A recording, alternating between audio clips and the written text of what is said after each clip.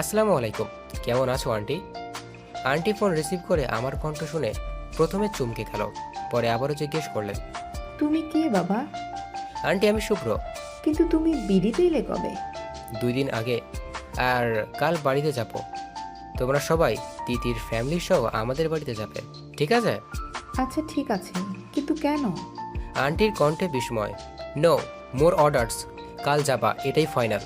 তবে সকাল 10টার আগে যাবে, ওকে? হুম, ওকে। তাহলে আজ রাখি। আসসালামু আলাইকুম আচ্ছা ঠিক আছে। ওয়ালাইকুম সালাম। বলে ফোন কেটে দিলাম। এখন আমার চোখে শুধু অর্থী মেয়েটির চেহারা ভাসছে। কি সুন্দর তার চোখ দুটো, সবচেয়ে সুন্দর তার রেগে যাওয়া মুখখানা, যেন আমার স্বপ্নের নীল পদ্ম। তার চাহনিটা অতুলনীয়। ভাবছি কাল নাইমুলের মাধ্যমে মেয়েটির খবর নিব। তবে তার আগে শপিং মলের সিসিটিভি ফুটেজ থেকে ভিডিওটা নিয়ে সেখান থেকে অর্থির ছবিটা সংগ্রহ করতে হবে। তারপরে না হয় দেখা যাবে। 2 দিন পর আবার বাসায় যেতে হবে। আর এসব ভাবতে ভাবতে কখন যে ঘুমিয়ে গেলাম মনে নেই। সন্ধ্যায় আপু আর তিথি নিচে এসে দেখলো আব্বু আম্মু সোফায় বসে বসে গল্প করছে। তারা বেশ হাসি খুশি। তাদের এমন হাসি খুশি দেখে তিথির বেশ ভালো লাগলো। কেননা গত 7 বছর তাদের কোনো হাসি দেখেনি তারা। তাই সে আপুকে সেই দিন তাকানোর জন্য বলল। আপু সেদিকে তাকিয়ে বেশ খুশি হলেন। আজ 7 বছর পর তারা সকলে আজ অনেক খুশি। খুশিটা সবার মনে থেকেও সেই তিথির মানে সাময়িক খুশি হয়েছে, তবে হঠাৎ তার মনে অস্থিরতা শুরু হয়ে গেল। তাই সে আপুকে আম্মুদের সেদিকে যেতে বলে নিজে দৌড়ে রুমে চলে এলো। কারণ তার মনে হঠাৎ খারাপ কিছুর লক্ষণ টের পাচ্ছে সে। তাহলে কি আমি আবারও আমার শুভ্রকে হারিয়ে ফেললাম?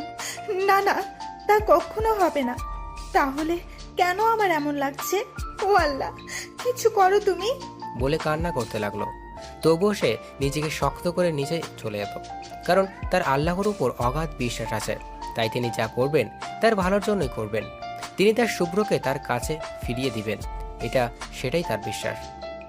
সে নিচে এসে দেখলো সবাই তাকে দেখে মুচকি মুচকি হাসছে। তাদের এমন হাসি দেখে সে খানিকটা লজ্জা পেল। তবুও আম্মুকে জিজ্ঞেস করলো, আম্মু, আপনারা এমন করে হাসছেন কেন? না, এমনি। তা চলো সবাই নাস্তা করা যাক। আব্বুর দিকে ফিরে মুচকি হাসে আম্মু। না আম্মু, কি হয়েছে বলুন প্লিজ। মিনতির সুরে তিথি। আচ্ছা বলছি, আমরা শুভ্রের ঠিকানা পেয়ে গেছি আর কাল সেখানে যাওয়ার জন্য মনস্থির করলাম। এখন ভাবছি যাব নাকি। না আম্মু, যাওয়ার দরকার নেই। আমার মন বলছে সে কয়েকদিন পরে এখানে আসবে, দেখবেন। এটা আমার বিশ্বাস। মাহমুদা, আমার মনে হয় তিথি যা বলেছে ঠিকই বলেছে। আমারও সেটা মনে হয় যে শুভ্র এখানে আসবেই। ঘুম থেকে উঠেছি কিছুক্ষণ হলো। ফ্রেশ হয়ে এসে প্রথমে নিধির রুমে গেলাম। সেখানে গিয়ে দেখলাম সে রুমে নেই। তাই আবার নিচে নেমে দেখলাম সে দাদুর সাথে বসে গল্প করছে। আমিও সেখানে তাদের সাথে যোগ দিলাম। আমাকে দেখে দাদু, ঘুম কেমন হলো দাদু ভাই? ভালো। তবে আমাকে ফজরের নামাজের সময় ডেকে দাওনি কেন? ডাকতে চেয়েছিলাম, তবে কাল একটি জার্নি বেশ হাওয়ায় আর ডাকিনি। ও, আর তুই কখন উঠলি? নিধির দিকে তাকিয়ে। এই তো, তোর ওঠার অনেক আগেই। চল, নাস্তা করবি। সে না হয় গেলাম, কিন্তু নাস্তা কি রেডি? আজ আমিই বানিয়েছি। মুচকি হেসে নিধি। তাই? তাহলে চল। আমার আর তর সইছে না। হুম, আমরাও একই। তারপর আমরা নাস্তা করে নিলাম। তাদের সাথে কিছুক্ষণ কথা বলে রুমে এসে নাইমুলকে ফোন করে কথাটা বললাম, যাতে আমাকে অর্থির সম্পর্কে সকল ডিটেলস আর্জেন্ট জানায়। সে আমাকে বিশ্বাস দিল ঘন্টাখানেকের মধ্যে জানাবে। তাই আমি ফোন রেখে আন্টিকে ফোন করলাম। কারণ আন্টিকে বলেছিলাম আজ 10টার পরে আমাদের বাসায় যাওয়ার জন্য। তো আন্টিকে ফোন করা মাত্রই রিসিভ করলো। আসসালামু আলাইকুম আন্টি, কেমন আছো? ওয়ালাইকুম সালাম। আলহামদুলিল্লাহ ভালো। তুই? আমিও আলহামদুলিল্লাহ। তো আমাদের বাসায় গিয়েছো? না, তবে কিছুক্ষণ পর বের হব। এখন তো সবে মাত্র 9টা বাজে। ও, ওকে। তবে কেন তোমাদের যেতে বলছি জানো? উফ, কেমনে জানবো? তুই কি বলেছিস? তাই বলো তো, কাল কত তারিখ? কেন 23শে মে? ও, মনে পড়েছে। কাল তো তোর আব্বুর আম্মুর 23তম ম্যারেজ অ্যানিভার্সারি। আর কাল তোমাদের জন্য একটা সারপ্রাইজ আছে। আর আজ আমাদের বাসাটাকে রাজকীয়ভাবে সাজাতে বলবা। যদি আম্মু আব্বু কিছু জিজ্ঞেস করে তো তোমরা কিছুই বলবে না, ঠিক আছে? হুম, ঠিক আছে। কিন্তু কি সারপ্রাইজ? সারপ্রাইজ কি মুখে বলে দেয়? না। আচ্ছা তাহলে কাল দেখা যাবে কেমন সারপ্রাইজ। ওকে, তাহলে বাই, ভালো থেকো। ওকে। বলে ফোন রেখে দিল আন্টি। তারপরে শাওয়ার নিয়ে রেডি হয়ে বেরিয়ে পড়লাম ভার্সিটির উদ্দেশ্যে। নিধিকে বলেছিলাম আসতে, কিন্তু সে এলো না। সে নাকি আজ দাদুর সাথে সময় কাটাবে, তাই আর আমিও জোর করিনি। অতপর ভার্সিটিতে গিয়ে ভর্তির কার্যক্রম সম্পন্ন করে এলাম। এতে কোনো সমস্যা হয়নি, কারণ নাইমুল আগেই সব ব্যবস্থা করে রেখেছিল। তারপরে ভার্সিটি থেকে ফেরার পথে নাইমুল ফোন করলো। হ্যাঁ নাইমুল, বলো, খবর কি? জি ভাইয়া, ওনার সব খবর নেওয়া শেষ। তাহলে বলে ফেলো। ভাইয়া, ওনার সব খবর নিলাম। উনি কমিশনার রাশেদুল আলমের মেয়ে, প্রিমিয়ার ইউনিভার্সিটি থেকে ইকোনমিক্স এ মাস্টার করেছেন। গত 2 মাস আগে ওনার এঙ্গেজমেন্ট হয়েছিল ওনার কাজিনের সাথে, আর আগামী সপ্তাহে ওনার বিয়ে। এতটুকুই। ওর এঙ্গেজমেন্ট আর বিয়ের কথা শুনে খুব অসহায় লাগছে। তবু হয়তো সে রাজি আছে কিনা জানার জন্যই আবার নাজমুলকে জিজ্ঞেস করলাম, ও কি বিয়েতে রাজি? সে কি এই বিয়েতে রাজি আছে? জি ভাইয়া, সে ছেলেটির সাথে 3 বছর প্রেম করার পর বিয়ে করছে। ও আচ্ছা, ঠিক আছে, রাখছি, পরে কথা হবে, বলে ফোন কেটে দিলাম। আসলে এসব শোনার পর কেমন যেন লাগছে। আবার এটাও ভাবছি ওরা দুজনকে ভালোবেসে বিয়ে করছে। যাই হোক, আমারও তিথিকে মেনে নেওয়া উচিত। যে মেয়েটি আমার জন্য 7টা বছর অপেক্ষা করতে পারে তাকে ফিরিয়ে দেওয়া উচিত হবে না। তাই সিদ্ধান্ত নিলাম ওকে মেনে নিব। আসলে গতকাল ওকে ভার্সিটিতে দেখেছিলাম আপুর সাথে, ঠিক, তবে ওর চেহারা দেখিনি, কারণ ওর পুরো শরীরে কালো বোরখায় ঢাকা ছিল। তাই যাই হোক না কেন, ওকেই মেনে নিব।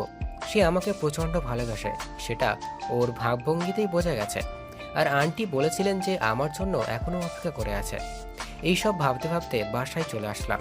তারপর দাদু আর নিধির সাথে কথা বলে রুমে এসে ফ্রেশ হয়ে নিলাম। তারপর নিচে গিয়ে তাদের পাশে বসলাম। আমাকে দেখে নিধি, ভাইয়া আজ কেমন হলো? সব কিছু ঠিকঠাক তো? খুশি হয়ে নিধি, কোনো ঝামেলা হয়নি, তাই তো এত তাড়াতাড়ি আসতে পারলাম। তাহলেই তো ভালো। তো দাদু ভাই, আমরা বাড়ি কবে যাচ্ছি? ভ্রু কুঁচকে জিজ্ঞেস করলো দাদু। কালকে। মুচকি হেসে বললাম দাদুকে। তাহলেই তো ভালো, সব কিছু গুছিয়ে নিতে হবে। না, তার দরকার নেই, সব আমি আগেই গুছিয়ে নিয়েছি। তাহলে খুব ভালো হয়েছে। এতক্ষণ আমাদের কথার আগামাথা কিছুই বুঝলো না নিধি, তাই আমার দিকে জিজ্ঞাসা দৃষ্টিতে তাকিয়ে আছে। তাই ওকে বললাম, কি রে, এইভাবে তাকিয়ে আছিস কেন?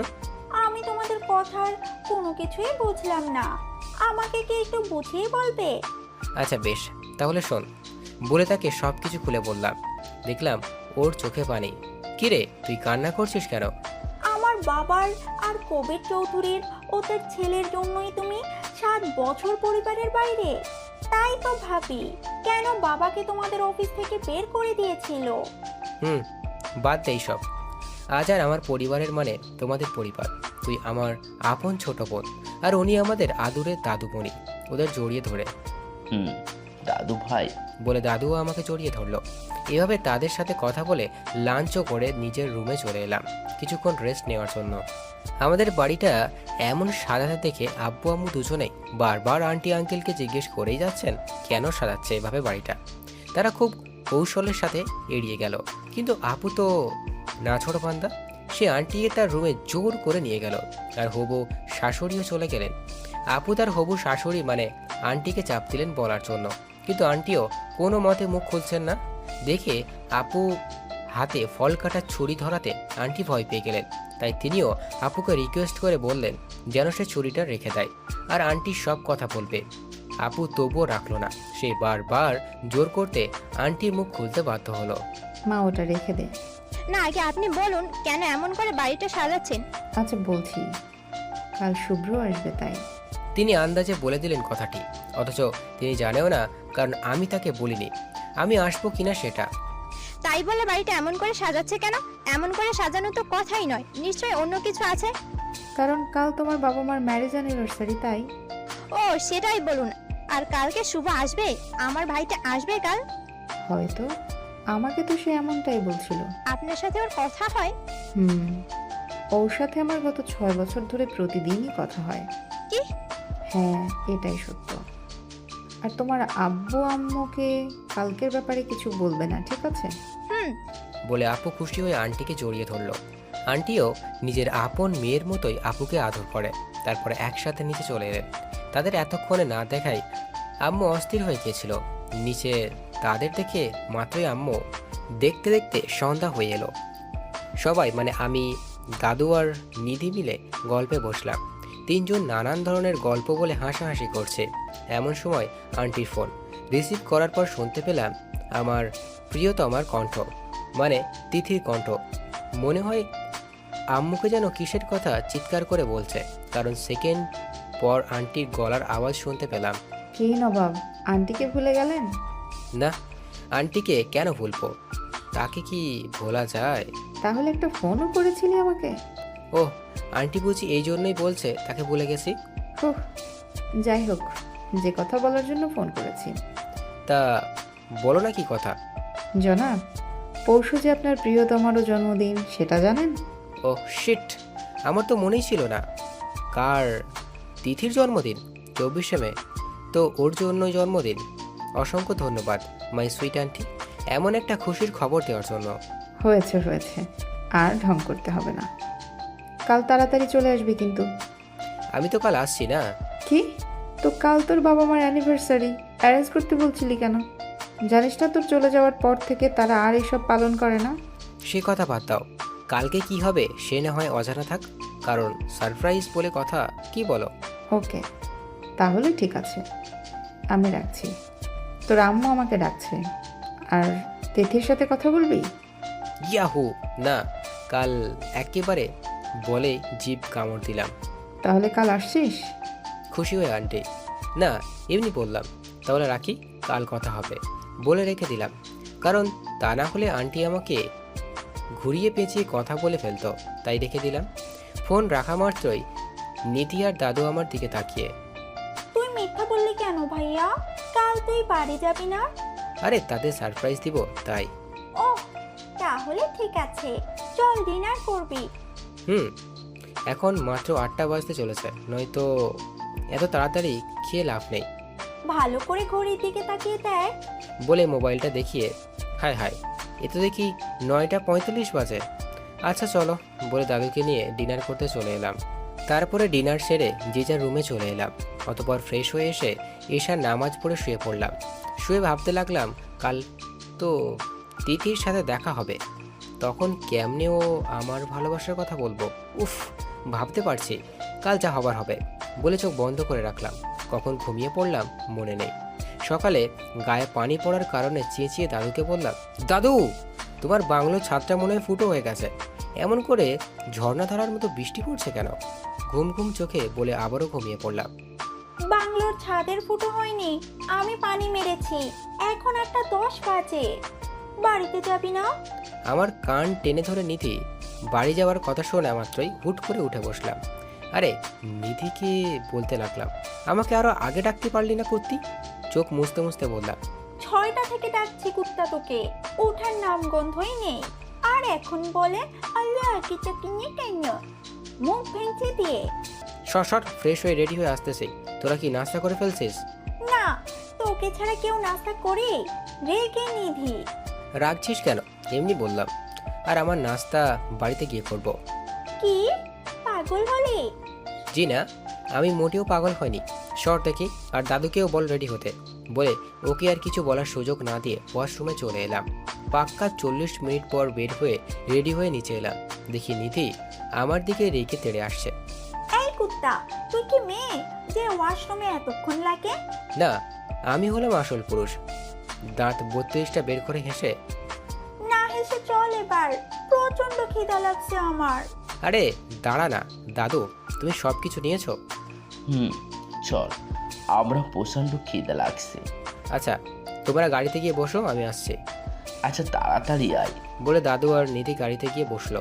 কিছুক্ষণ পর আমিও যে গার্ডকে বলে ট্রলিটা বের করে আমাদের পিছু নিতে বলে গাড়িতে উঠে বসলাম।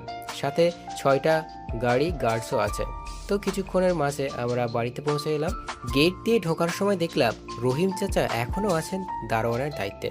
চাচাকে দেখে গাড়ি থেকে নেমে জড়িয়ে ধরলাম। অনেক দিন পর দেখলাম চাচাও প্রথমে আমাকে চিনতে না পারলেও পরে চিনে ফেলে আর আমাকে জড়িয়ে ধরে কান্নাও করে দেয়। কান্না করে রহিম চাচা, এতদিন কই ছিলে বাবা? দেশের বাইরে ছিলাম, তবে 1 সপ্তাহ আগেই আসলাম আবার দেশে। হেসে ওনার চোখজোড়া মুছে দিয়ে, তোমার খুব মিস করছিলাম বাবা। এখন চলে আসছি, আর মিস করা লাগবে না বলে চাচাকে শক্ত করে হাক করলাম আরও একবার। তারপর তার থেকে কিছুক্ষণ কথা বলে দরজার সামনে চলে এলাম। দরজায় টোকা দেওয়া মাত্রই খুলে গেল। তখন সময় 10টা বাজে, আর আমাদের বাড়িতে সকালে 10:30টায় নাস্তা করে। আমরাও ঠিক সময় এসে পৌঁছেছি। তো তারপর ভিতরে ঢুকে দেখলাম আব্বু, প্রিন্সিপাল স্যার আর তিথির আব্বু বসে বসে গল্প করছেন, আর আপু আর কয়েকটা মেয়ে, হয়তো ফারহান ভাইয়ের বউ, একটা পিচ্চিকে নিয়ে দুষ্টুমি করছে। রান্নাঘরে আম্মু, তিথির আম্মু, আন্টি আর তিথি কাজ করছে। অবশ্য আমাদের বাড়িতে সার্ভেন্টদের রান্না কেউ খায় না, তাই আম্মুই রান্না করে। যাই হোক, আমাদের এখনও কেউ দেখতে পায়নি। আমি ভিতরে ঢুকলাম, আমাকে ফলো করে দাদু ও নিধিও ঢুকলো। গার্ডসরা সবাই বাইরে আছে। মনে হয় তারা গল্পে আর কাজ এতটাই মশগুল যে বাড়িতে 2টো গাড়ি ঢুকেছে সেদিকে এক বিন্দু প্রমাণ খেয়াল নেই। সে যাই হোক, আমি একদম আব্বুর সামনে গিয়ে দাঁড়ালাম, কিন্তু তারা এখনও আমাকে দেখেনি।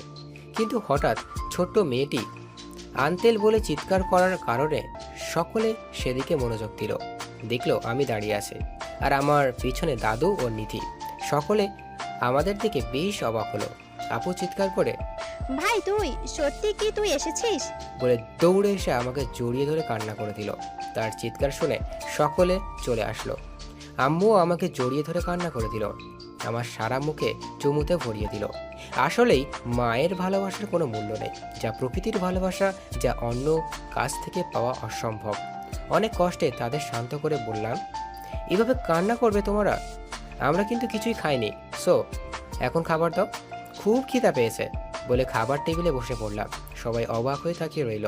তবুও আম্মু মুচকি হেসে বললেন, বেশ, তাহলে আপনারাও বসুন। মা, তুমিও বসো। তিথির মুখে নেকাব থাকার কারণে তাকে কেউ চিনতে পারেনি। যখন নেকাবটা খুললো তখন আম্মু, নিধি তুমি? হ্যাঁ আম্মু, আমি। প্লিজ আমাকে ফিরিয়ে দিবেন না। বলে কান্না করে দিল। আসলে মেয়েরা একটু বেশি ইমোশনাল, তবে তিথি আড়াল থেকে সব শুনছিল। তবে নিধিকে দেখে তার বুক মোচড় দিয়ে ওঠে। সে ভাবছে, তাহলে কি আমি শুভ্রকে হারিয়ে ফেললাম? না, এমনটা হওয়ার আগে আমার মৃত্যুই শ্রেয়। মনে মনে বলে কান্না করতে করতে রুমে চলে গেল। এদিকে সকলে আমি সব বুঝিয়ে বললাম যে এরা কারা আর আমার সাথে তাদের কি পরিচয়। আব্বুও খুশি হলো একজন বাবা পেয়ে, সাথে আম্মুও খুশি হলো একজন শ্বশুর পেয়ে। আপুও খুশি, তবে আমি আপুর সাথে কথা বলছি না, তার জন্য সে একটু মনমরা হয়ে আছে।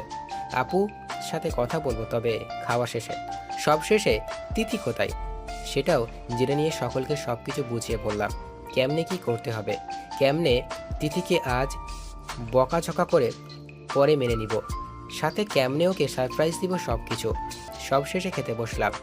আম্মু, আব্বু, আপু সকলে যা পারছে তাই দিচ্ছে আমাদের প্লেটে। তাই বিরক্ত আর রেগে গিয়ে বললাম, এখন যদি তোমরা সকলে একসাথে খেতে না বসো তো একদমই খাবো না বলে দিলাম। সকলে আমার রেগে যাওয়া দেখে বসে পড়ল। আপু তিথিকে খেতে ডাকলেও সে আসেনি। খাবার শেষে রুমে চলে আসলাম। দাদুকেও আব্বু একটা রুমে নিয়ে গেলেন। দাদু বেশ খুশি হলেন এমন একটা পরিবার পেয়ে। তার কাছে এটা নিজেরই পরিবার মনে হচ্ছে, তবে নিজের পরিবার বটে। আমি সবার সাথে কথা বলে আমার রুমে চলে আসলাম। রুমে এসে দেখি একটা মেয়ে শুয়ে আছে। তবে আমি তিথির মুখ সেই 7.5 বছর আগে দেখেছিলাম, এরপর আর কখনোই দেখিনি। চাইলে দেখতে পারতাম, কিন্তু সেই চেষ্টা করিনি। তো মেয়েটিকে আমার বিছানায় শুয়ে থাকতে দেখে রেগে আম্মুকে ডাক দিলাম। আমার চিৎকার শুনে মেয়েটি হততন্ত হয়ে উঠে গেল। কয়েক মিনিটের মধ্যেই আম্মু আসলে জিজ্ঞেস করি, আম্মু মেয়েটিকে আর আমার রুমে কি করছে? রেগে বললাম কথাটি, যার কারণে মেয়েটি হালকা কেঁপে উঠল। ও তিথি, ও এই 6 বছরেই এই রুমে থেকেছে। দেখ কেমন সুন্দর করে সাজিয়ে রেখেছে তোর রুমটা। চারিদিকে তাকিয়ে আমিও চারিদিকে তাকিয়ে দেখলাম আসলেই অনেক সুন্দর করে সাজিয়েছে। নিজের রুম বলে কথা, বিয়ের পরেই তো ওর রুম হবে, তাই না?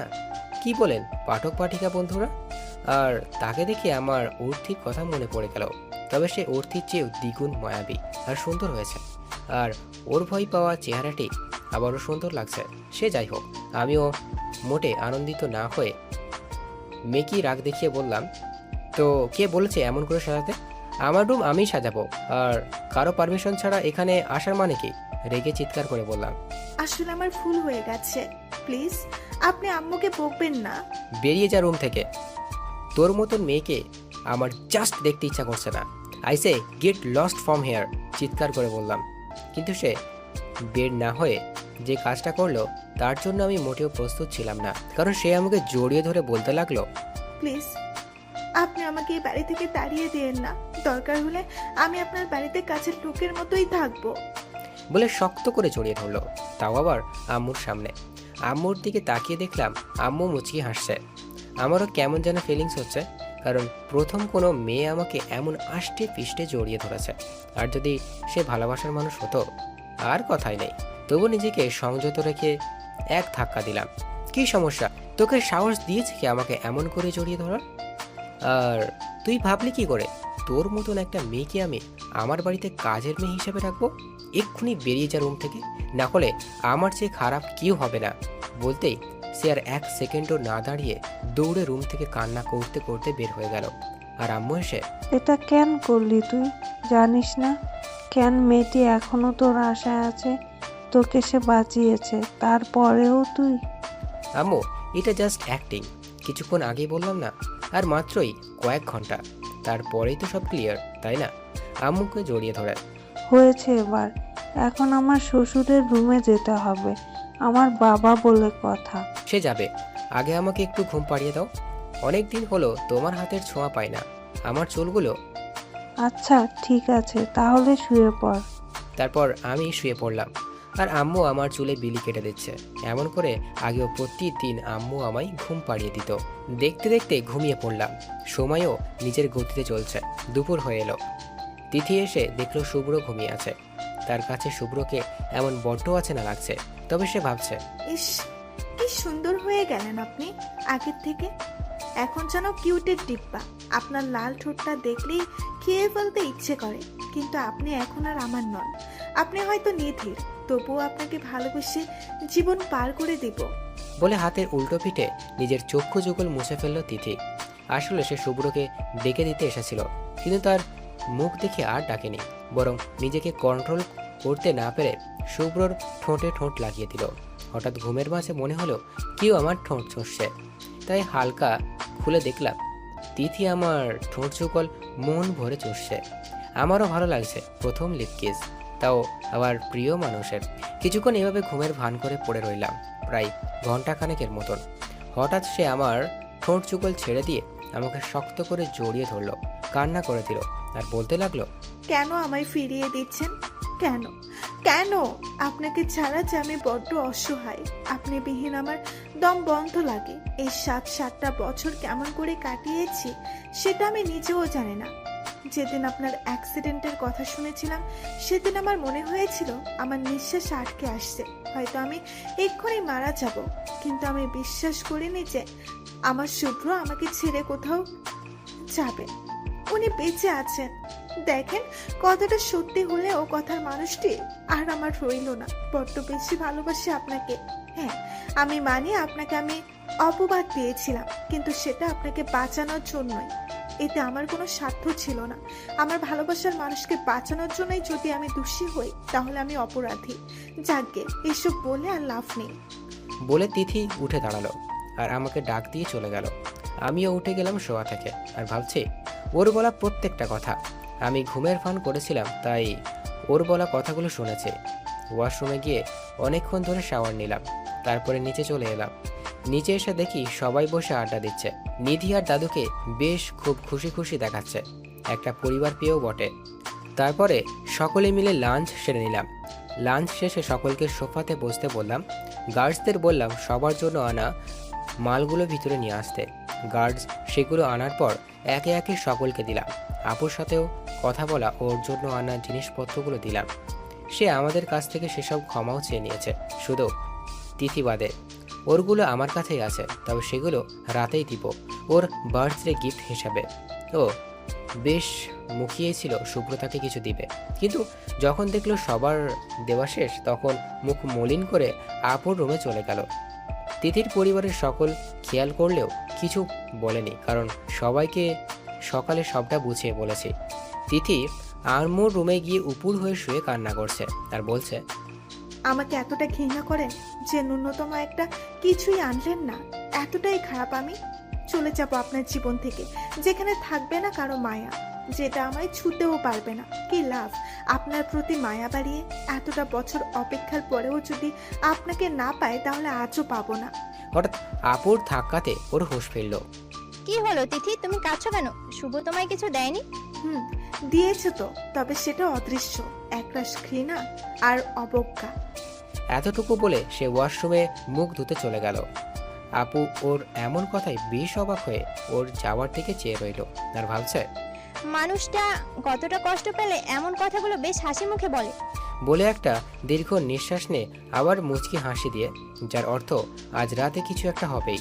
বিকাল থেকে মেহমান আসতে শুরু করলো। বিশেষ করে দাদুর বন্ধু 3 পার্বত্য জেলার মন্ত্রী বদরুল খান সাহেবও এলেন, কারণ তিনি দাদুর দেশীয় বেস্ট ফ্রেন্ড ছিলেন। দাদু আমাদের সবার সাথে তার পরিচয় করিয়ে দিলেন। তো একে একে অতিথিরা আসার পর শুরু হলো আব্বু আম্মুর বিবাহবার্ষিকী অনুষ্ঠান। অনুষ্ঠানে আব্বুর অনেক কলিগও তার পরিবারও এসেছিল। আমার বন্ধুও এসেছে, একটা মেয়ে ফ্রেন্ডও আসলো, নাম ফারিয়া। দিদিকে দেখিয়ে তার সাথে হেসে হেসে কথা বলছে। ও আমার বিভিন্ন কথায় হাসতে হাসতে আমার গায়ে ঢলে পড়ছে। এতে তিথির মুখখানা দেখার মতন ছিল। আমার কথায় যখন ফারিয়া হাসতে হাসতে আমার গায়ে ঢলে পড়ছিল, তখন তিথি বেশ রেগে যায় আর বলে, শালার খচ্চর একটা, আমার সাথে এমন হেসে হেসে কথা বলতে পারে না। আর দেখো না ওই মেয়ের সাথে কত ভালো বলে ইটিস ফিটিস করছে, কুত্তা লুচ্চা অ্যানাকন্ডা। বলে রেগে সেখান থেকে চলে গেল। আমি শুধু হাসছি ওর এমন রিয়াকশনে। দেখতে দেখতে অনুষ্ঠান শেষ হয়ে গেল। অতিথিরাও প্রায় চলে গেল, কিন্তু আমার বন্ধুরা থেকে গেল, কারণ তাদের আমার প্ল্যানিংটা বুঝিয়ে দিয়েছিলাম অনুষ্ঠানের মাঝে। এভাবে রাত 11:10 বেজে গেল। আপুকে ডাক দিলাম দিদিকে সুন্দর করে সাজিয়ে ছাদে নিয়ে আসতে, আর যদি কিছু জিজ্ঞেস করে তাহলে যেন না বলে, আর ছাদে আনার আগে ওর চোখগুলো বেঁধে আনতে। আপুও বলল, সবকিছু ঠিক মতনই চলবে, তুই যা। আমিও সকলকে নিয়ে সব কিছু রেডি করে নিলাম। 12টা বাজতে আর মাত্র 3 মিনিট বাকি আছে। ঠিক 11:54 আপু তিথিকে নিয়ে ছাদে আসলো। তিথিকে দেখে আমার মুখ দিয়ে কোনো আওয়াজই বেরোচ্ছে না। ওকে এমন লাগছে সেটা আমার নিজের ভাষায় বললে বোঝাতে পারবো না, তবে এক কথাই অনন্য, অসাধারণ যাকে বলে তাই। তখনই আমার মুখ দিয়ে ছোট্ট করে বেরিয়ে আসলো, মাশাআল্লাহ। ঠিক ঘড়িতে 11:59:45 আপুকে বললাম চোখ খুলে দিতে। ওর চোখ খোলা মাত্রই চারিদিক থেকে সকলে একসাথে বলে উঠল, happy birthday Tithi, happy birthday to you dear. দৃশ্যটা দেখা মাত্রই তার চোখচোড়া আর বাঁধা মানল না, ঝর্ণার গতিতে পড়তে শুরু করলো। তখনই পাশ থেকে আম্মু বলে উঠল, কি রে তিথি, কেক কাটবে না? আমরা তোমার জন্যই অপেক্ষা করছি। কিন্তু কাটবো, তবে আজ যে আমার জন্মদিন আমি নিজেই জানি না। এই ঘৃণিত মানুষের জন্মদিন পালন না করলেও পারতেন আন্টি। গত 7 বছর আম্মুকে তিথি আম্মু বলেই ডাকতো, কিন্তু আজ হঠাৎ আন্টি বলায় বেশ নয় অনেক বেশি অবাক হলো। তবু নিজেকে স্বাভাবিক করে বললেন, এটা কেমন কথা তিথি মামুনি? শুভ্র এত কষ্ট করে সব অ্যারেঞ্জ করলো আর তুমি এসব কি বলছো? বলে জিব্বাই কামড় দিল আম্মু, কারণ আম্মু সত্যি কথাই বলে দিল। আর তা শুনে তিথি বলে উঠল, উনি আমার বার্থডে অ্যারেঞ্জ করেছেন? তিথি মামনি, আগে কেকটা কেটে নিই, পরে না হয় এটা বলা যাবে। পাশ থেকে আব্বু ওকে আপু। বলে সে কেক কাটলো। প্রথমে আমাকে খাইয়ে দেওয়ার সময় ছলছল দৃষ্টিতে তাকালো, তাই আমিও খেয়ে নিলাম। এমনিতে মেয়েটি ভীষণ কষ্ট পেয়েছে, তাই আর কষ্ট দিতে চাই না। তারপরে একে একে আম্মু, আব্বা, ওর বাবা মা, ভাই ভাবি, আপু, আদনান ভাই, আঙ্কেল আন্টি সবাইকে খাইয়ে দিল। সবশেষে আমার বন্ধুদের খাইয়ে দিল।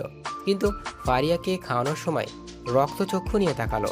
তখন ফারিয়াও বেশ ভয় পেয়ে গেল, কিন্তু কেকটা খেয়ে নিল। সবশেষে আমার বন্ধু রায় শেষে দর্শন রাফেল অ্যান্ড নেহা কক্করের তেরি আঁখো মে রোমান্টিক গানটি লাগিয়ে দিল।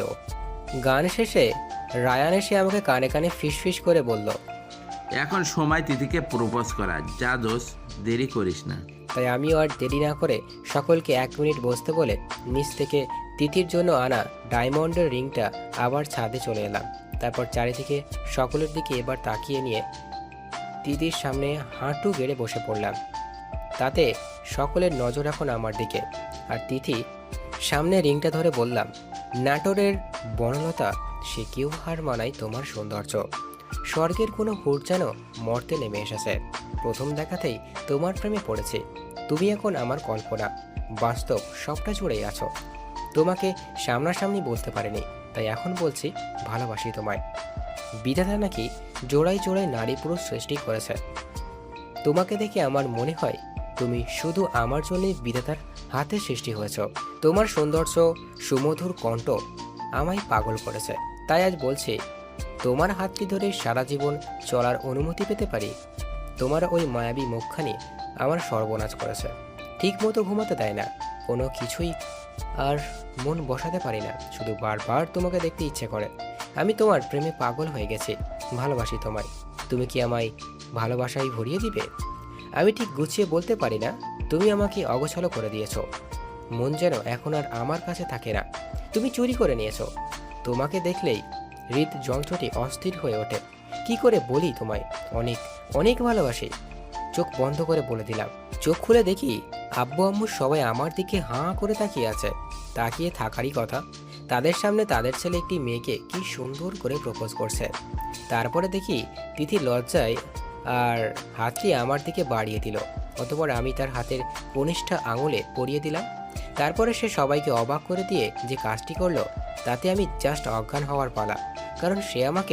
কারণ সে আমার পায়ের উপর পা রেখে 2 হাতে মাথার পেছনের চুলগুলো খামচে ধরে চোখে চোখ রেখে মিষ্টি একটা হাসি দিয়ে সবার সামনে ঠোঁটে ঠোঁট মিলিয়ে দিল, যা মাত্র 2 মিনিটের মতন স্থায়ী ছিল। 2 মিনিট পরে সে লজ্জায় সেখান থেকে এক দৌড়ে আমার রুমে চলে এলো। আর এদিকে আমি লজ্জায় কারো দিকে তাকাতেও পারছি না। এ কেমন মেয়ে রে বাবা, আমাকে একদম এমন জায়গায় ফাঁসিয়ে চলে গেল। ইস, পুরুষ হয়েও এখন আমার মেয়েদের মতনই লজ্জা করছে। কি করি? তাই আর কিছু না করে একটা চেয়ারে গিয়ে মাথা নিচু করে বসে কিছুক্ষণ আগের ঘটে যাওয়া ঘটনাটি ভাবতে লাগলাম। কেমনে তিথি আমাকে, ইস, এখন সেটাও বলতে আমার লজ্জা করছে। হঠাৎ মিনিট 2 পর পাশে কারো উপস্থিতি টের পেয়ে সেদিকে তাকিয়ে দেখি দাদু আমার দিকে তাকিয়ে মুচকে মুচকিয়ে হাসছে। দাদুর হাসিটাও আমাকে আর এক দফায় লজ্জায় ফেলে দিল। এমন পরিস্থিতির সম্মুখীন কখনো হয়নি। কারণ জীবন যেহেতু একটাই, প্রেম করে বিয়েও করব একটাই। আমাকে লজ্জা পেতে দেখে দাদু প্রথমে আমার পিঠে হাত রাখলেন, তারপর থুতনিতে ধরে মুখ তুলে বলতে লাগলো, কি দাদু ভাই, লজ্জা পেলি? দাদু তুমিও এখন মজা নিচ্ছ? মেকি রাগ দেখিয়ে বললাম। আরে মজা নিচ্ছি না, তবে কিছুক্ষণ আগে ঘটে যাওয়া ঘটনাটা উপলব্ধি করছি। আমার নাত বউ কিন্তু অনেক ভালো রে। দেখেছিস তুই আজ সারা দিন এত কিছু করার পরেও, এত বকাঝকা করার পরেও তোকে ফিরিয়ে দেয়নি। আসলে দেখ কেমন করে তোকে ভালোবাসে। কতটুকু ভালোবাসলে মানুষ এমন হয় দেখলি?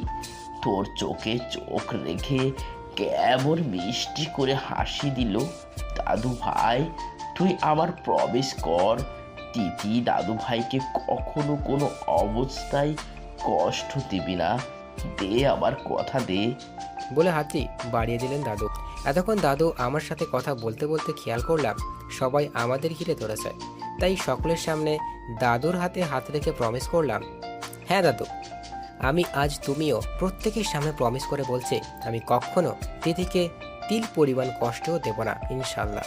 আর কেউ আমার অনুপস্থিতিতে যদি কেউ তিথিকে কষ্ট কিংবা কটু কথা বলে, তাহলে তাকেও আমি ছেড়ে দিব না। সে আমার বাবা মা কিংবা আমার বোন যেই হোক না কারো। কারণ একটি মেয়ে তার আপন পরিবার ছেড়ে অন্য একটি পরিবারের বউ হয়ে এসে সেখানে সংসার করবে, তাহলে তাকে কেন সেই পরিবারের কষ্ট পেতে হবে? আর এটাই হলো আমার আসল কথা। দাদু ভাই, আমিও তোর সাথে একমত। বলে দাদু বা হাতে আমার হাত জড়িয়ে ধরলেন আলতো করে। শুভ্র, তাহলে আমরা কি বিয়ের আয়োজন করতে পারি? পাশ থেকে আম্মু কথাটি বলে উঠলেন। হ্যাঁ, তবে এখন নয়, আর 3টা মাস পর। কারণ 2 মাস পর তিথির অনার্স ফাইনাল ইয়ার পরীক্ষা। আমার পরীক্ষা শেষ হলে করতে পারো। আমরা তোমার কথার সাথে একমত শুভ্র। পেছন থেকে ফারহান ভাইয়া। জি ভাইয়া। তাহলে ভাইয়া, ভাবি আর আমি একসাথে অনার্স কমপ্লিট করব। ইয়াহু, অনেক মজা হবে। আমার ফ্রেন্ডই আমার ভাবি। খুশি হয়ে বলল নিধি। এভাবে তাদের এক একজন করে এক একটা কথা বলতে লাগলো। তাদের সকলের বিদায় দিয়ে রুমে চলে এলাম।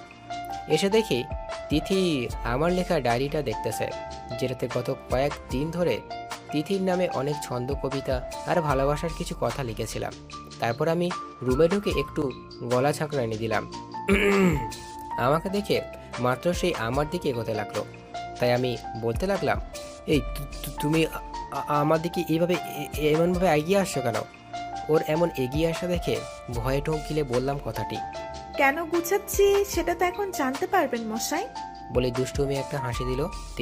বলতে বলতে সে একদম আমার কাছেই চলে আসলো। ওর মুখের গরম নিঃশ্বাস আমার গলায় পড়ছে। কারো মুখে কোনো কথা নেই। এতে পরিবেশটাও বেশ নীরব হয়ে গেল, যার ফলে এখন দুজনের হৃদস্পন্দনের ধুকপুক শব্দটি শুনে পাচ্ছে। বেশ শান্ত পরিবেশ। এমনি করে মিনিট 10 কেটে গেল। হঠাৎ তিথি আমাকে শক্ত করে জড়িয়ে ধরে বলতে লাগলো, কেন আমাকে এত কষ্ট দিলেন? জানেন না আপনাকে ছাড়া আমার কত অসহায় লাগে।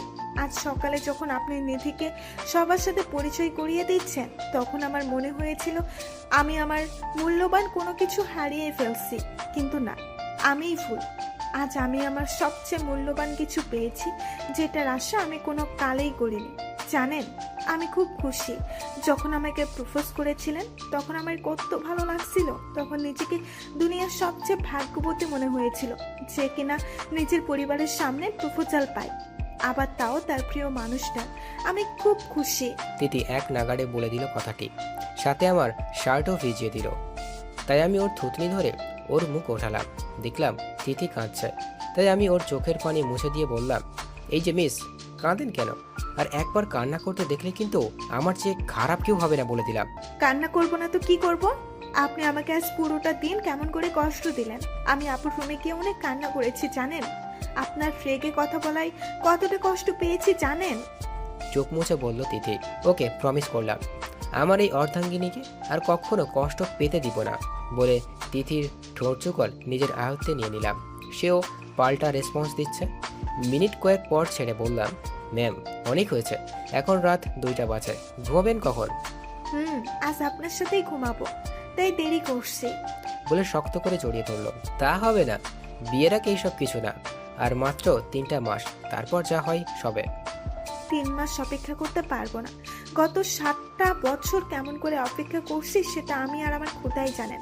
আমি 2 সপ্তাহের মধ্যেই বিয়ে করব, নাহলে চিরকালের জন্য হারিয়ে যাব সবার কাছ থেকে। অভিমানী হয়ে বলল কথাটি। ওর কথায় বেশ ভয় পেয়ে গেলাম। তাই সিদ্ধান্ত নিলাম কাল আম্মু আব্বুকে বলবো কথাটা, না হলে আমার পাগলিটাকে হারিয়ে ফেলবো। তাই তাকে বললাম, আচ্ছা বাবা ঠিক আছে। আর আমিও এতক্ষণ দুষ্টুমি করছিলাম। আর হ্যাঁ, তোমার জিনিসগুলো নিবে না? আমার জিনিস মানে? যেগুলো তোমার জন্য ইউকে থেকে স্পেশালভাবে এনেছিলাম। এই নাও, এই পুরো সুটকেসটা তোমার, বলে একটা বড় ট্রলি সাইজের সুটকেস এগিয়ে দিলাম তিথির দিকে। ওয়াও, এগুলো সব কার? কার আবার? তোমার জন্যই এনেছি। সবাই তোমার, আর সেগুলো কাল দেখিও। আজ ঘুমাতে চলে যাও, বলে ওকে পাঠিয়ে দিলাম। তারপর ফ্রেশ হয়ে এসে শুয়ে পড়লাম। আজ বেশ আনন্দ লাগছে নিজের ভালোবাসার মানুষটার সাথে সময় কাটিয়ে। কার না ভালো লাগবে এমন একটা দিন যদি প্রিয় মানুষকে উপহার দেওয়া যায়। যাই হোক, সেসব কথা আর মুহূর্তগুলো ভাবতে ভাবতে ঘুমিয়ে পড়লাম। এতক্ষণ বুঝে আপনাদের রোমান্স শেষ হলো? তিথি রুমে ঢুকতেই দুষ্টুমি হাসি দিয়ে বলল, আপু। দাঁত আপু, তুমিও না? বলে লজ্জা পেয়ে ওয়াশরুমে চলে গেল। আর আপু হাসছে, কারণ সে তিথিকে এমনিতেই লজ্জা করে লজ্জা দেয়। কারণ তার কাছে তিথির লজ্জামাখা মুখটা বেশ ভালো লাগে। তাই কিছুক্ষণ পর তিথি ওয়াশরুম থেকে ফ্রেশ হয়ে বের হলো। তারপরে শুয়ে পড়ল। সেও আজ খুব খুশি। অবশেষে সে পেল তার ভালোবাসার মানুষটাকে। আজ তার তৃপ্তি লাগছে, কারণ অপেক্ষার শব্দটি ভিতা হলেও এর ফল মিষ্টি। সে এখন এটাই বুঝতে পারছে। এইসব ভাবতে ভাবতে সেও ঘুমিয়ে পড়ল। সকালে ঘুমের মাঝে টের পাচ্ছে কেউ যেন আমার উপর শুয়ে আছে। তবে ওর শরীরটার উষ্ণতা আমার পরিচিত মনে হচ্ছে না, তাই চোখ খুলে তাকিয়ে দেখলাম কে সে, কিন্তু তবুও তার চুলের জন্য তাকে দেখতে পাচ্ছি না। যখন তার চুলগুলো সরিয়ে তার দিকে তাকালাম, তখন আমার পায়ের রক্ত মাথায় উঠে গেল। ভাবছি এইখানে কি হচ্ছে। তিথি দেখলো নিশ্চয়ই আমাকে খারাপ বা অন্য কিছু ভাববে, তাই আর সহ্য করতে না পেরে দিলাম এক ধাক্কা। সাথে সাথে সে চেঁচিয়ে নিচে পড়ে গেল। ওর চেঁচানোতে মাথা আরও গরম হয়ে গেল। তাকে এমনিতেও আমি দেখতে পারিনি, তার উপর সে এতক্ষণ শুয়েছিল আমার উপরে, তাই আর রাগ কন্ট্রোল করতে পারি না, দিলাম এক থাপ্পড়। কেন জানেন? কারণ সে হলো আমার কাজিন, মানে আমার ফুফাতো বোন লিসা, আমার ক্লাসমেট, যাকে আমি দুই চোখে দেখতে পারি না। এমন মেয়ে আমি জীবনে দেখিনি, যে আগে আমাকে এমনিতেও দেখতে পারতো না, কিন্তু যখন আজ আসছে তাই যেন ভালোবাসা উতলাই পড়ছে। যত সব ফালতু মেয়ে। আগে আমাকে যেখানে দেখতো সেখানে ওর বান্ধবীদের নিয়ে অপমান করতো, তাও কেন নিজেই জানতাম না। যাই হোক, ওকে বলতে লাগলাম, তোর সাহস কি করে হয় আমার রুমে এসে আমার উপরে শুয়ে পড়ার? রেগে বললাম, তোমাকে আমি ভালোবাসি তাই। ভালোবাসা আর তুই? হাসালি। যে মেয়েটি আমাকে যেখানে দেখতো সেখানেই তার অপমান ছাড়া কিছুই করেনি, আজ তার এত ভালোবাসা উতলে পড়ছে, যেটা একটা হাস্যকর বিষয় ছাড়া আর কিছুই নয়। প্লিজ আমাকে ভুল বুঝো না, আমি সত্যি তখনকার জন্য সরি, কিন্তু আমি তোমাকে সত্যিই ভালোবাসি। তোমাকে ছাড়া আমি বাঁচবো না, প্লিজ আমাকে ফিরিয়ে দিও না। মাথা নিচু করে কান্না করে, সেটা আর সম্ভব নয়। তার চেয়ে হৃদয়কে নিয়ে গিয়ে ভালোবেসে গিয়ে, সে তোর অনেক ভালোবাসায় আর তোকে অনেক বেশি ভালো রাখবে। আমার দ্বারা সম্ভব নয়, আমি তোমাকেই চাই, তোমার মতন অন্য কাউকে নাই, বাস্তবে চাই, কল্পনাতে নয়। বলে কান্না করতে করতে আবারও আমায় জড়িয়ে ধরলো। তাই এই মুহূর্তে আর নিজেকে কন্ট্রোল করা বড্ড দায় হয়ে গেল। তখনই ঘটলো ঘটনা। লিসা আমাকে জড়িয়ে ধরা অবস্থায় দেখতে গেল তিথি। অবশ্য লিসা আমাকে জড়িয়ে ধরলেও আমি কিন্তু ধরিনি। আমারও রাগে চোখ লাল হয়ে গিয়েছে, তাই তিথি আর আমাকে সন্দেহ করেনি। সে হাত থেকে ট্রেটা রেখে তেড়ে আসছিল লিসার দিকে। এসেই ওকে আমার কাছ থেকে আলাদা করে চুলের মুঠি ধরে ঝাঁকিয়ে ঝাঁকিয়ে থাপ্পড় মারতে লাগলো। তবে লিসার বয়সে তিথি ওর ছোট, মারতে মারতে ওর এমন অবস্থা করলো ওকে দেখলেও চিনতে পারবে না কেউ। আমি তিথির দিকে হাঁ হয়ে তাকিয়ে আছি। আসলেই এটা সত্য যে বাঙালি মেয়েরা তাদের স্বামী কিংবা প্রিয় মানুষের ভাগ অন্য কাউকে দিতে পারে না। তিথি ও ওরকমই ভাবনা। মারা শেষে তিথি চিৎকার করে বলতে লাগলো, তোর সাহস কি করে হয় ওনাকে জড়িয়ে ধরার? ওনাকে জড়িয়ে ধরার অধিকার শুধু আমারই আছে। রেগে চিৎকার করে বলল তিথি। তিথির এমন চিৎকার শুনে বাড়ির সকলে আমার রুমে চলে এলো।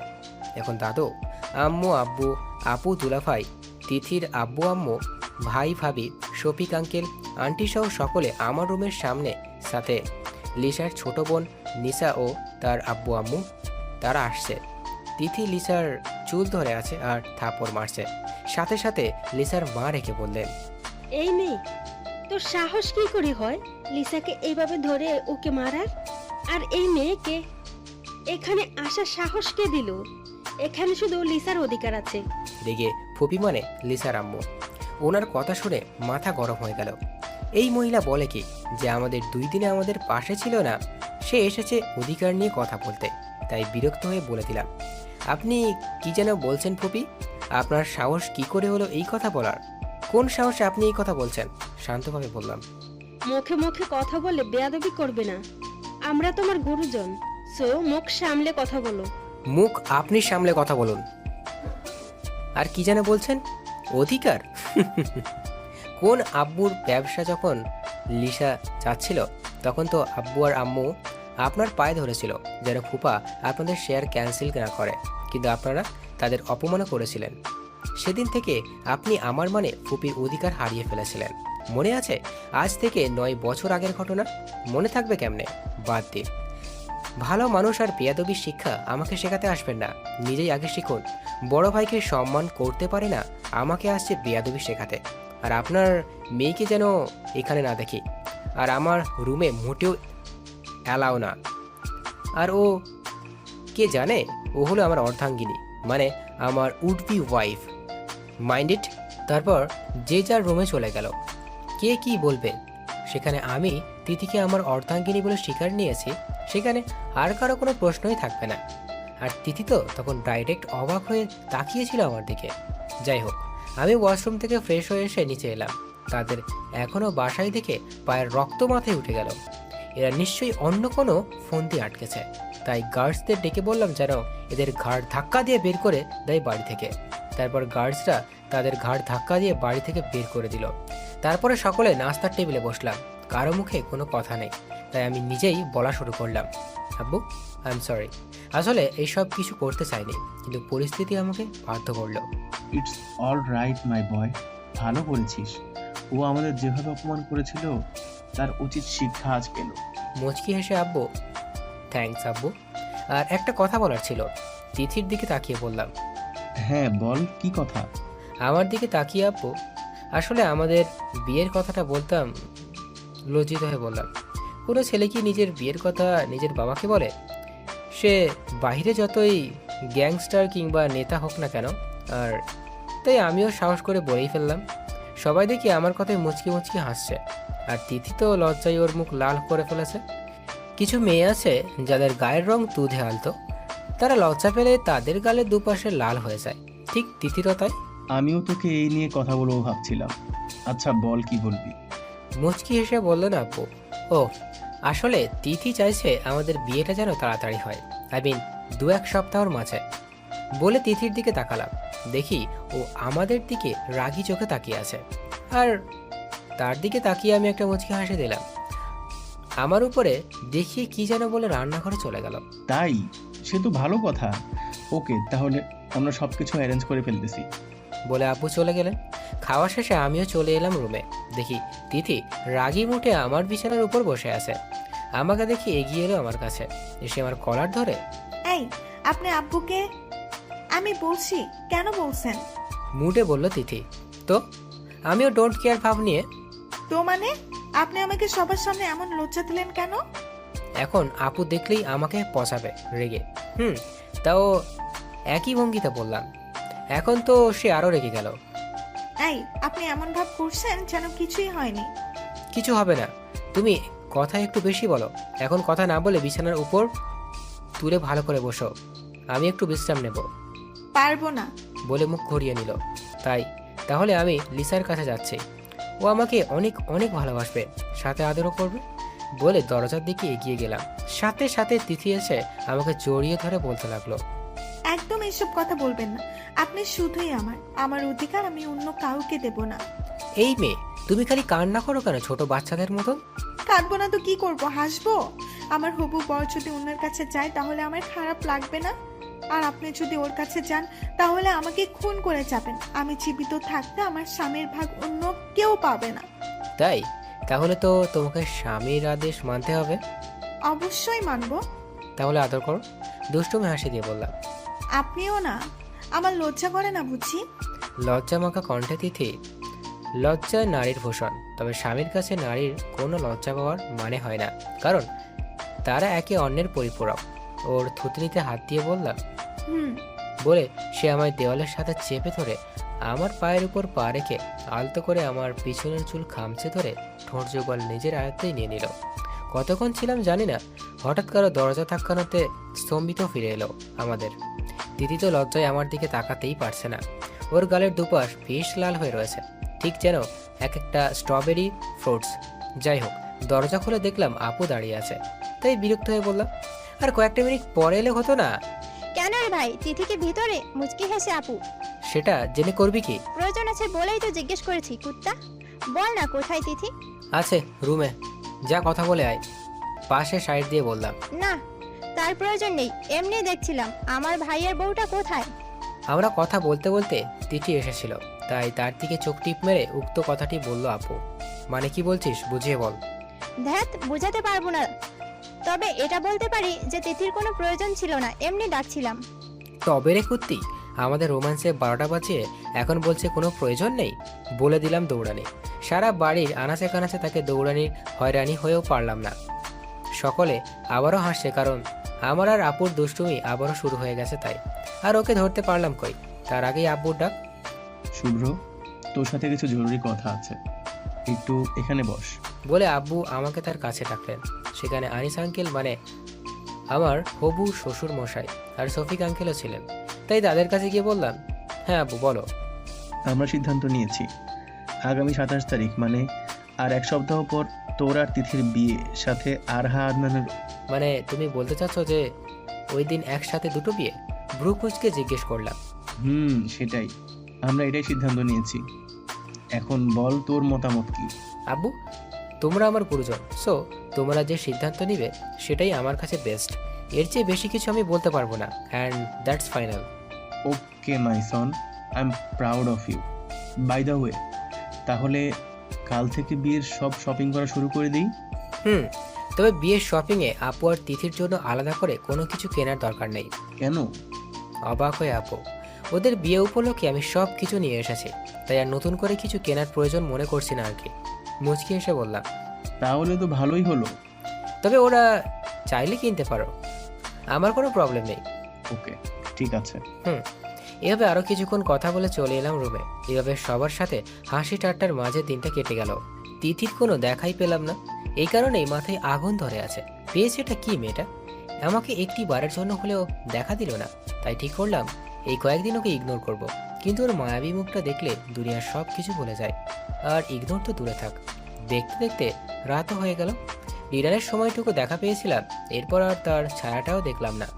আর দাদুও ছিলেন না আজ বাড়িতে, তিনি ওনার ফ্রেন্ড বদরুল খানের বাসায় গিয়েছিলেন। কেউ আর না থাকায় মন খারাপ করে শুয়ে পড়লাম। সকাল 5টার দিকে ঘুম ভাঙলো। উঠে ফ্রেশ হয়ে এসে নামাজ পড়ে বেরিয়ে গেলাম। সারাদিন সবাই ফোন করলেও কারও কোনো ফোনে রিপ্লাই করি। আজ থেকে শুরু করব তিথিকে ইগনোর। তাই কেউ আর ফোন না করার জন্য মোবাইল সুইচ অফ করে রাখলাম। রাত 11টায় বাড়িতে এসে দেখলাম সবাই বসে আছে। আমাকে রাগান্বিত অবস্থায় দেখে কেউ আর কোনো কথা বলার সাহস পায়নি। এভাবে প্রায় বিয়ের আগের দিন পর্যন্ত তিথিকে ইগনোর শুরু করেছিলাম। এতদিনে ওর অবস্থা দেখার মতন ছিল। আমার দিকে কেমন অসহায়ের মতো তাকিয়ে থাকতো। মোট কথা, পরিবারের কাউকেই এই কয়েকদিনের সময়ই দিইনি বললেই চলে। হলুদের 3 দিন আগে সকালবেলা রুম থেকে বের হতে তিথি এসে আচমকায় আমাকে জড়িয়ে ধরলো আর কান্না করে দিয়ে বলতে লাগলো, কেন আমায় ইগনোর করছেন আপনি? আপনার এই ব্যবহার যে আমি আর নিতে পারছি না। শুধু একটিবার বলুন, কি দোষ করেছি আমি? কেন মনে নেই? গত 4 দিন আগে পুরোটা দিন কোথায় ছিলেন? একটু এসেছিলেন আমার কাছে?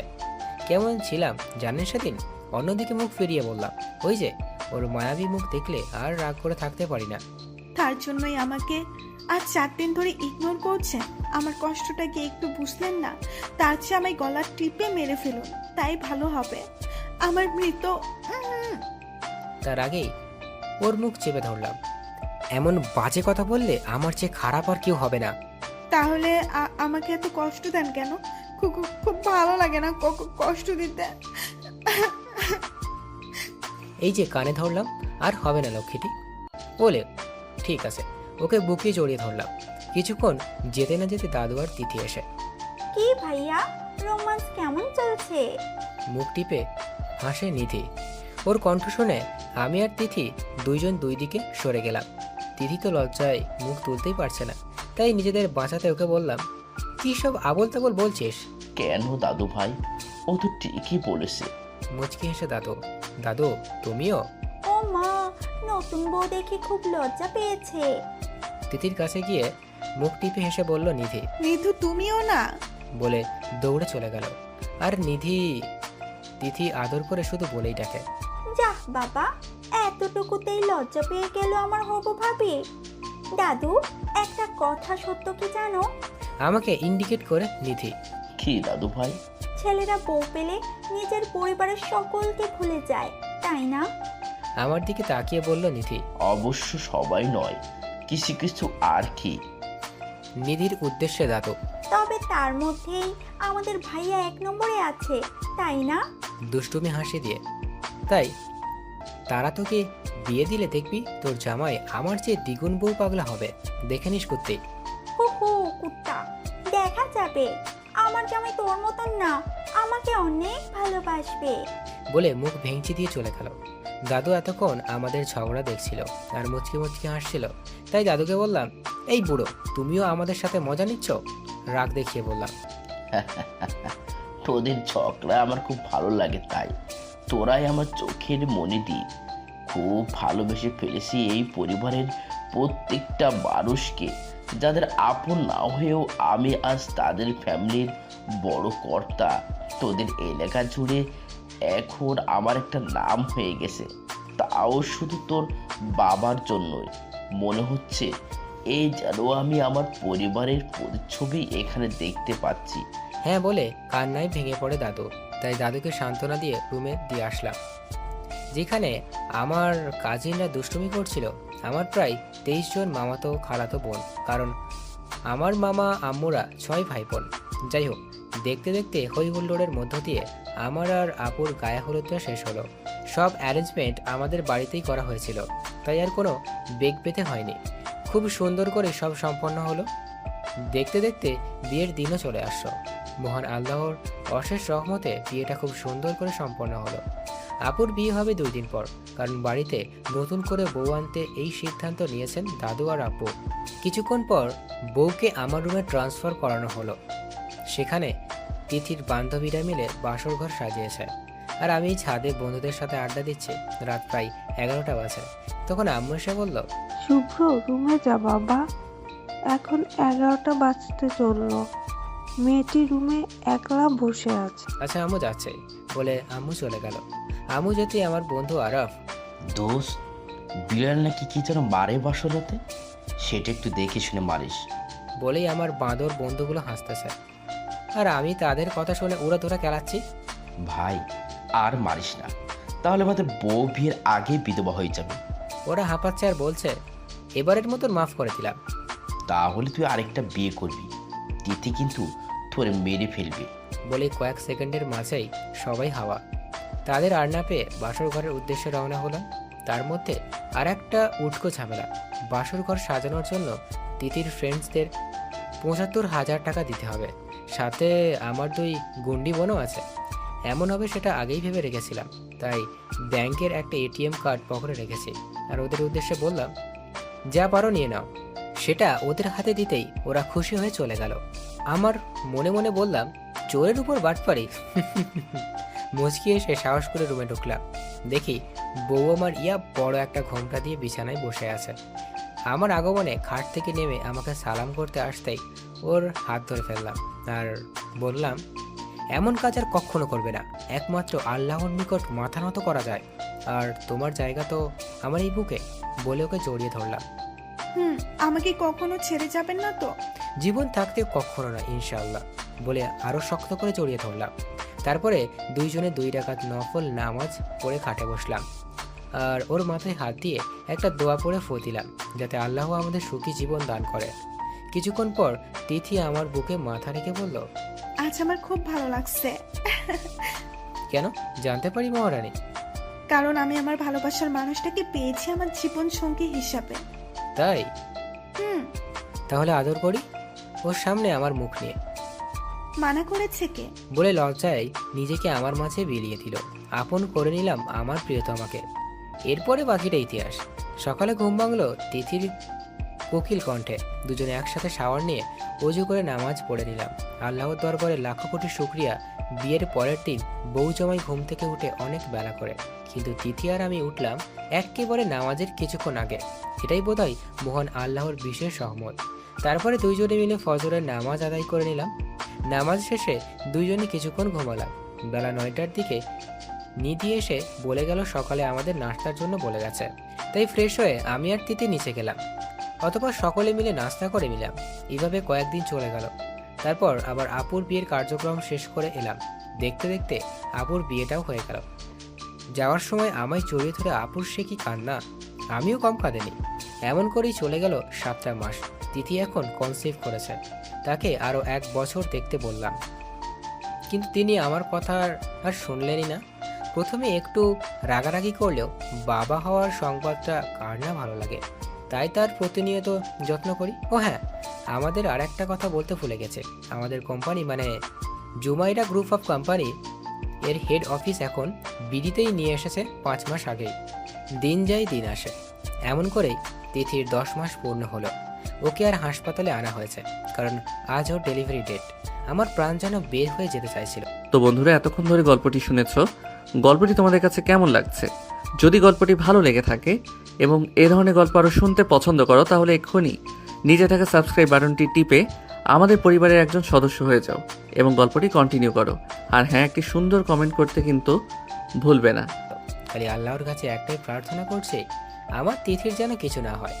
হাসপাতালে এবাদতখানায় বসে বসে সেটাই যাপন করছি, তিনি আমার তিথিকে আমার কাছে ফিরিয়ে দেন। এভাবে 2 ঘন্টা চলে গেল। হঠাৎ আদনান ভাইয়া মানে দুলাভাই দৌড়ে আমার কাছে এলো। তার এমন করে আসা দেখে আমার বুক মোচড় দিয়ে উঠল। তাহলে কি, না না না, এই হতে পারে না। তিনি হাঁপাতে হাঁপাতে বললেন, শুভ্র ভাই আমার, তোমার সুন্দর ফুটফুটে একটা রাজকুমারী হয়েছে, আর মা মেয়ে দুজনেই সুস্থ আছে। শুক্রিয়া, যাক আল্লাহ আমার কথা শুনেছেন বলে একটা মোনাজাত ধরে বের হয়ে এলাম। তারপরে তিথির কেবিনে গেলাম। গিয়ে দেখি দাদু আমার রাজকন্যাকে একটা ডায়মন্ডের নেকলেস পরিয়ে দিচ্ছে, আর আমাকে দেখে সকলে বের হয়ে গেল, শুধু দাদু, আরহা আপু আর নিধি ছাড়া। দাদু আমাকে বলল, আমার মেয়েটি কিন্তু খুবই খুবই সুন্দরী দাদু ভাই, আমি খুব খুশি আজ। আর আমার তিথি দাদুমণির যাতে কোনো কষ্ট না হয় সেদিকে খেয়াল রাখবি, আর প্রিন্সেসটার ভালো যত্ন নিতে কয়েকজন নার্স ঠিক করে লাগবে। আমাকে জড়িয়ে ধরলেন, বললেন, দাদু কারো দরকার নেই, আমি আছি। তাছাড়া নিধিও আমাকে মাঝে মাঝে হেল্প করবে, তুমি একদম টেনশন নিও না দাদু। ওকে, তাহলে তাই হোক। আর এখন তিথি দাদুমণির কাছে যা। বলে কেবিন রুমে এলাম। আমাকে দেখে আরহা আপু আর নিধি আমাদের প্রিন্সেসকে নিয়ে এলো। আপু আর নিধি আমার রাজকন্যাকে আমার হাতে দিয়ে বলল, ভাইয়া দেখ, যেন একটা পুতুল আমার হাতে খেলা করছে। মাশাআল্লাহ, খুব সুন্দর আমাদের প্রিন্সেসটা, তাই না অরু আপি? আসলেই খুব সুন্দর আমার ভাইয়ের পুতুলটা, প্রিন্সেসটা। আমারও যেন এমন একটা প্রিন্সেস হয় বলে প্রিন্সেসের মুখের 2 পাশে আরহা আপু আর নিধি আপু চুমু দিয়ে আমার কোলে রেখে গেল। তারপরে তিথির কাছে গিয়ে বসলাম। পাগলিটা আমাকে দেখে বলতে লাগলো, কোথায় ছিলেন আপনি? আমার মুখের 2 পাশ হাত দিয়ে, এই তো বাইরে ছিলাম। এখন কেমন লাগছে তোমার? খুব ভালো, কিন্তু আপনার মুখ শুকনো কেন? নিশ্চয়ই কিছুই খাননি, তাই না? এত কিছুর পরেও রেগে গিয়ে বলল তিথি, না মানে ইচ্ছে করেনি। এখন বলো আমার রাজকুমারীর নাম কি রাখা যায়? এক হাতে আমাদের রাজকুমারীকে নিয়ে অন্য হাতে তিথির থুতনি ধরে বললাম, আপনিই দিন, আমাদের সাথে মিল করে। ওকে, সেটা তাহলে দেওয়া হবে আকিকার সময়। খুব ভালোবাসি আপনাকে। বলেই তিথি আমাকে শক্ত করে জড়িয়ে ধরলো। আমিও তোমায় খুব ভালোবাসি, কারণ তুমি বিহনে এতদিন একা লাগতো নিজেকে। আর আজ এই রঙিন পৃথিবীটা আলোকিত করে এলো আমাদের প্রিন্সেস। এখন তোমারই আমার পৃথিবী, যেটাকে সাজাতে তোমার আর আমার ভালোবাসার প্রয়োজন। তিথি শুভ্রের ভালোবাসায় রঙিন হবে আমাদের প্রিন্সেসের জীবন। বলে শক্ত করে তিথিকে জড়িয়ে ধরলাম, যাতে কোনো বাধাই আমাদের আলাদা করতে না পারে। আই লাভ ইউ পাগল। I love you too my পাগলি। The end. আমাদের প্রিন্সেসের নাম কিন্তু আপনারাই দিবেন, আমাদের সাথে মিলে হওয়া চাই। আর সুন্দর, ধন্যবাদ।